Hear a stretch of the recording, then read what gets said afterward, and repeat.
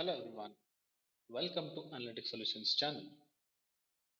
In this chapter, we'll learn how to replace text by using flash fill. In this Excel file, we have the order IDs. If you want to change this hyphen to slash, we can use a substitute formula.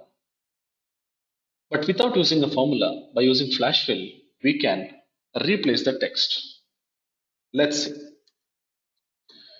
We'll replace the hyphen with slash and we'll type the numbers. Press enter and we can use Ctrl E, which will replace the hyphen with slash. Suppose we want the year to be mentioned with X. So if you see in this text, the order ID, the year has been replaced with 4X. Now we'll use this Ctrl E.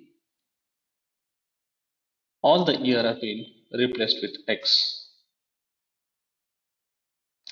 If you want to replace the last section or see the last numbers with X, we can just mention X here and we'll give the year. If you want this order ID to be changed in this format, we can just give the format here and then press Ctrl E. We'll get the similar format for all the other sets. So flash fill can also be used to replace the text. Thank you so much for watching this video.